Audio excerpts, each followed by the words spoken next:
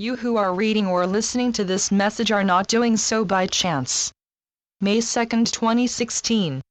Human consciousness is an ongoing spiritual evolutionary process that you collectively chose to undergo, and to which there are no limits.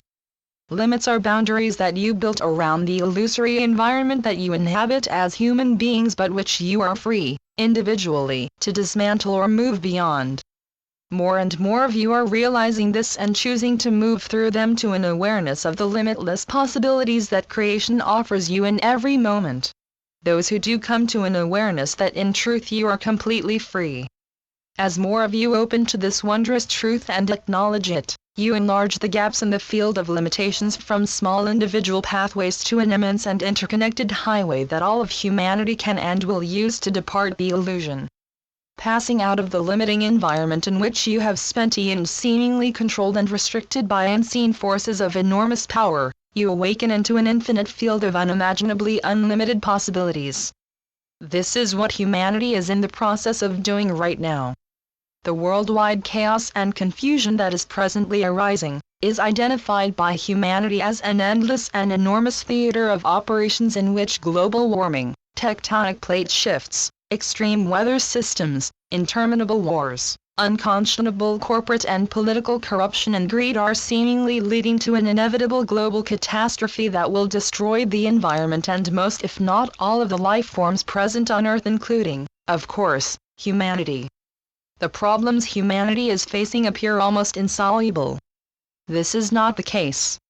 What is happening is the removal of the blinders that hid from you, the awareness of the interconnectedness of everything.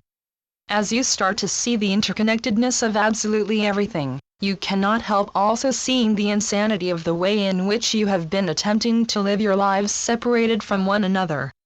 Modern psychology has shown you that most people live ego-driven, that is fear-driven, lives in which each one appears to be the center of his own tiny universe, a universe on which the universes of others impinge, causing pain and suffering for all.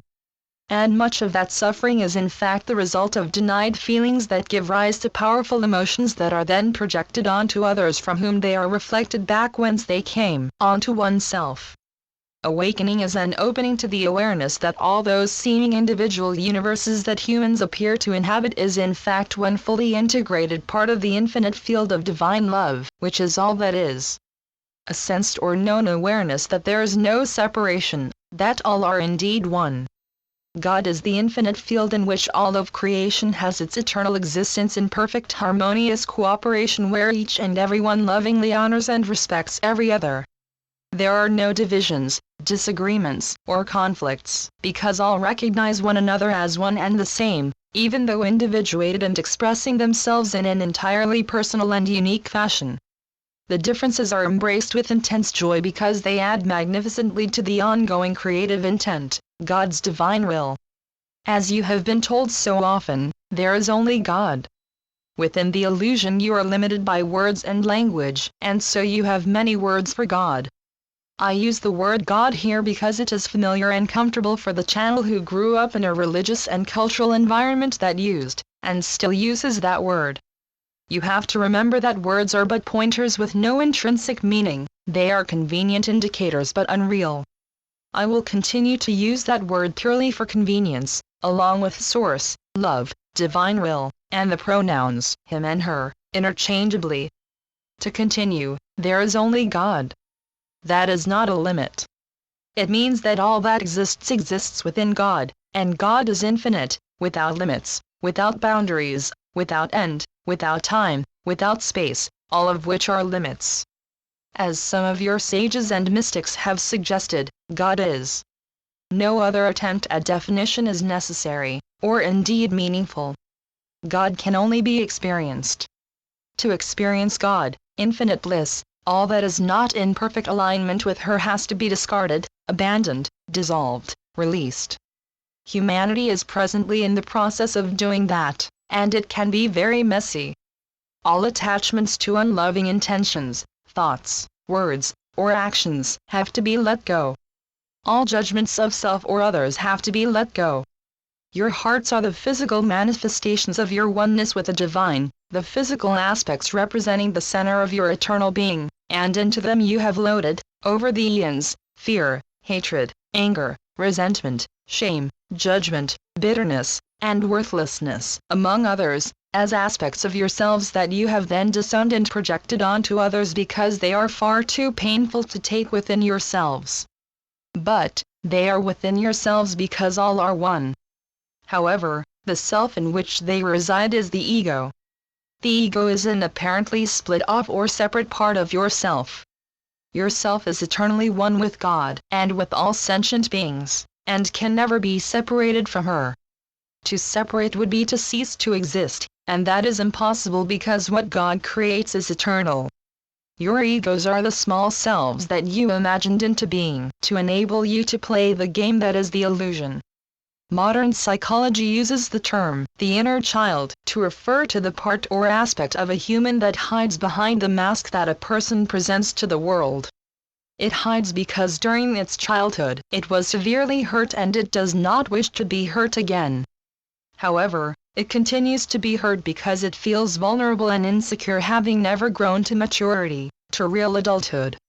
Its scholastic, academic, and physical talents and skills allow it to present a mask of confidence to the world, but behind that mask a small and frightened child still resides. Psychotherapy in many forms is used to help that inner child gain confidence and self-acceptance by enabling it to see that all its negative self-judgments are utterly invalid. The effectiveness of the efforts of competent and compassionate psychotherapists depends on the suffering the child has had to endure. However, every human is offered, through life lessons of many kinds, the opportunities necessary to heal the inner child, and each of you has at least one spiritual guide who accompanies you at all times to assist you with this demanding process. Over the eons there have been many lives, many experiences, much pain and suffering that has not been healed, and so in this period of humanity's evolution, which is always ongoing and always spiritual, many have volunteered to incarnate solely in order to assist humanity in the release of this enormous residue of buried, denied, or unacknowledged suffering.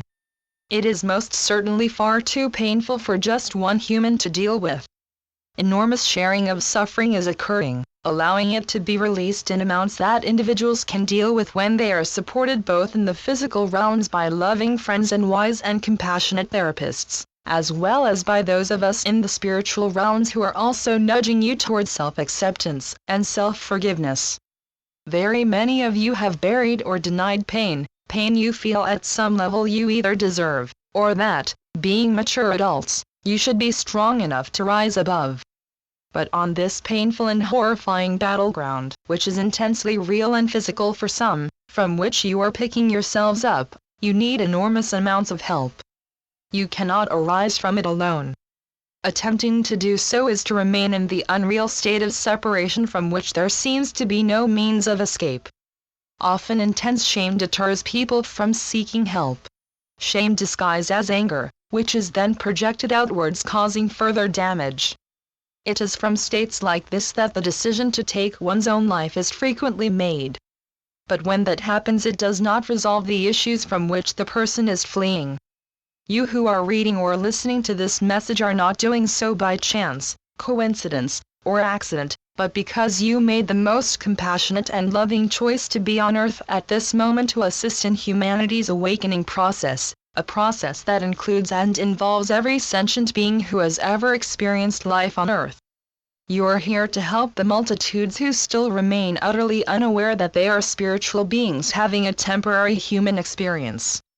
As you have been so often told, each one of you, being in truth one with Source, are beings of enormous power, infinite power, because that is how you were created. That power is with you in every moment and for all eternity. Your physical forms are temporary vehicles composed from your energy fields of love, and your earthly task is to hold the intent to be loving in every moment and in every situation. That intent is extremely powerful, and it is an irreplaceable and essential aspect of humanity's awakening process. You cannot awake alone. Why? Because all are one.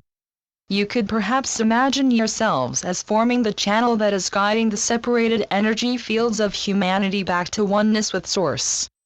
Separation has never occurred, and could never occur, but because of the power you were given when God so lovingly created you, you were able to establish a very real-seeming physical environment in which to play your games, and eventually become frighteningly lost. Know that you are most highly honored here in the spiritual realms, to which you will shortly return, for making the most wondrous and compassionate choice to incarnate at this moment in Earth's history, to assist in this mighty heavenly project whose success is divinely assured. Your loving brother, Jesus. Channeled by John Smallman. johnsmallman2.wordpress.com